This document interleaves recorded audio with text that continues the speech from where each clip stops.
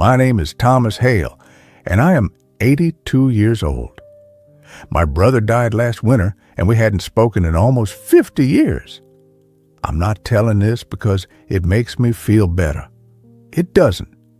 I'm telling it because at my age, the truth starts to press on you. It asks to be let out. Most days are quiet now.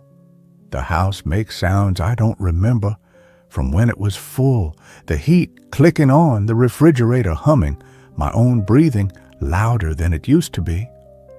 I think about time differently these days, not in years, in what's left. When you get old enough, you stop imagining future versions of yourself. You just wake up as who you are and try to make sense of how you got here. And one of the things I keep coming back to is my brother. Not the fight, not the silence itself, but how easily it became permanent. I didn't wake up one morning and decide to lose my brother. People think estrangement comes from explosions, from shouting matches and slammed doors. Sometimes it does, but sometimes it comes from something much quieter. Ours started with a conversation that never finished. His name was Robert. Everyone called him Rob. He was 3 years younger than me, close enough that growing up people lumped us together, the Hale boys, like we were a matched set. We shared a room until I left for college, 2 narrow beds, a window that never quite closed right. We used to argue about the radio at night. He liked it low, almost whispering. I liked it off. He was steadier than me, less restless. I was always looking ahead. He paid attention to what was already there. When our father died, I was 26. Rob was 23. Too young to know what to do with grief, but old enough to be expected to handle it anyway. I took charge. Not because I was wiser, but because someone had to. There were papers, decisions. Our mother didn't want to talk about any of it. Rob wanted to slow things down, sit with it, talk about Dad. I wanted to get through it, finish it, get back to my life. That difference mattered more than I understood. The argument wasn't even about anything big. It was about the house, whether to sell it right away or wait. Rob thought we should keep it for a while, let Mom stay until she was ready. I said we couldn't afford sentiment. I said words like practical and necessary. I said them like they were facts, not choices. He said I was rushing. I said he was avoiding reality. We stopped talking that afternoon without meaning to. Not dramatically. No shouting. Just a pause that never ended. At first, the silence felt temporary. I assumed we'd cool off, that one of us would call, that time would smooth the edges. I was busy then.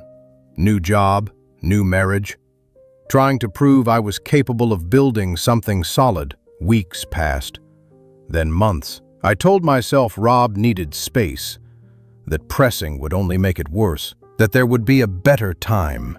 There's always a better time when you don't want to deal with something. Holidays came and went. Our mother tried once to bring him up on the phone. I changed the subject. Not intentionally cruel, just uncomfortable. I didn't know how to admit I might have been wrong, or how to say I missed him without opening something I didn't feel equipped to fix. So I stayed quiet. He stayed quiet too. That's how silence works. It doesn't demand anything. It lets you pretend you're not making a choice. Years went by faster than I noticed. I moved up at work, had children, bought a larger house, learned how to be busy in ways that felt important. Rob lived 2 states away by then.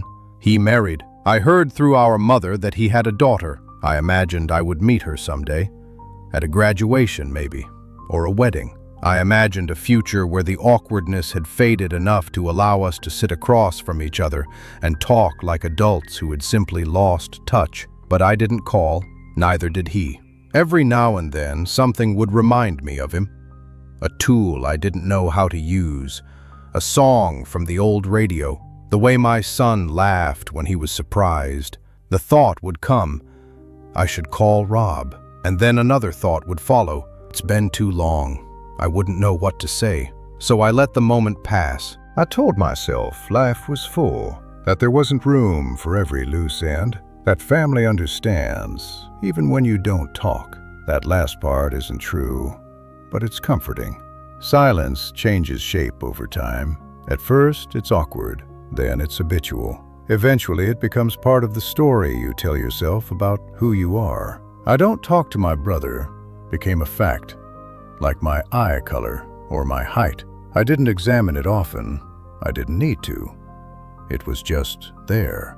Our mother got older, sicker. When she died, Rob and I stood in the same room for the first time in almost 20 years. We nodded, shook hands. We said, "I'm sorry," meaning about Mom, but also not. I remember noticing how gray his hair had gotten, how his shoulders sloped forward a bit. I wondered if he noticed the same about me. We didn't talk beyond what was required. There were other people around, cousins, neighbors. After the service, he left early. I watched him walk to his car. I thought I should stop him. I didn't. That moment stays with me, not because of what happened, but because of what didn't. After that, the silence hardened. It felt heavier, less accidental. I told myself we had missed our window, that reopening things now would only stir pain. That was easier than admitting I was afraid he'd blame me, afraid he wouldn't care anymore, afraid he'd say something true that I wasn't ready to hear. So I focused on what I could control: work, family, routine. But something had shifted. I could feel it in the quiet moments, late at night, early mornings. There was a sense of being unfinished. When you're younger, you think unfinished things will eventually find their way to completion. That life has a natural arc. It doesn't. Things end where you leave them. My children grew up without knowing their uncle. They knew he existed, in the abstract way you know about distant relatives. A name, a place on a family tree.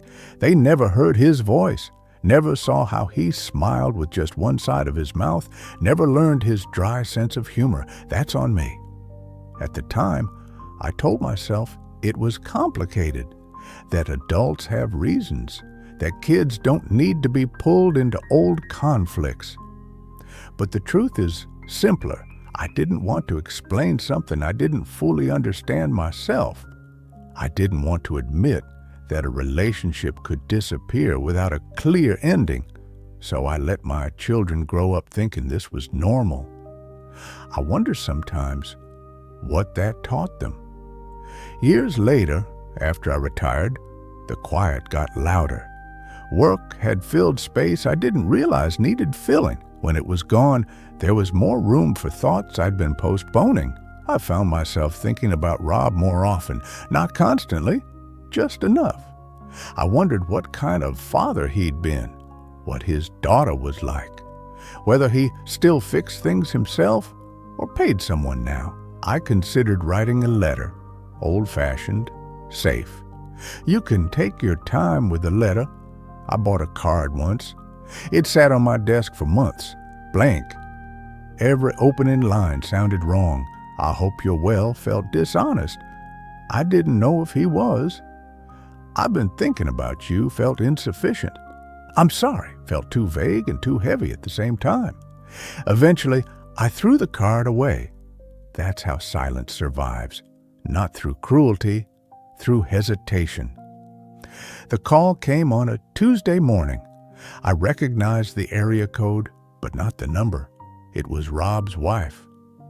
She spoke carefully, like someone delivering news they've already rehearsed.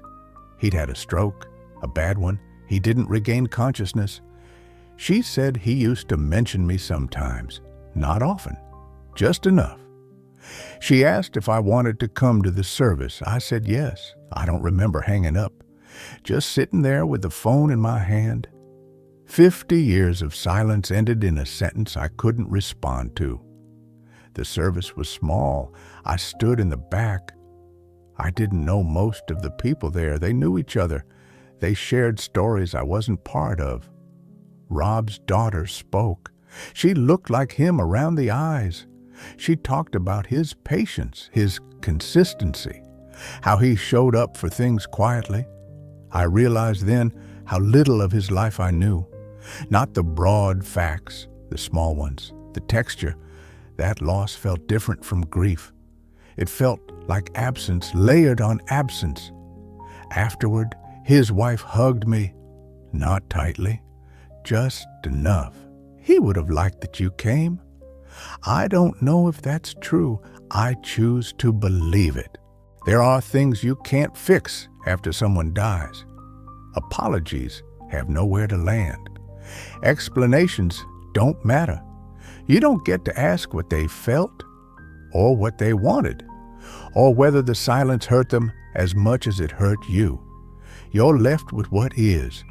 And what is, in my case, is a brother I loved once, lost slowly, and never found again.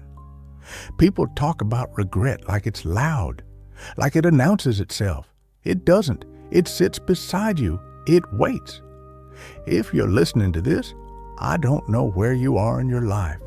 You might be busy. You might be tired. You might be putting something off because it feels complicated. I won't tell you what to do. I can only tell you what happened to me. I thought silence was neutral, that it kept things from getting worse. It doesn't. Silence is a decision that pretends it isn't one. It chooses distance. It chooses time passing without repair. And time, once it passes, doesn't come back to check if you're ready. I live with this now. Some days it's lighter. Some days it isn't. I talk to Rob sometimes, not out loud, just in my head. I tell him things I never did when he was alive. I don't expect anything from that. It's just how I make room for him now. At 82, I don't have many illusions left. I know I won't get another chance with my brother. I know there are other silences in my life I can't undo. All I can do is tell the truth about one of them and accept that this is how the story ends, quietly.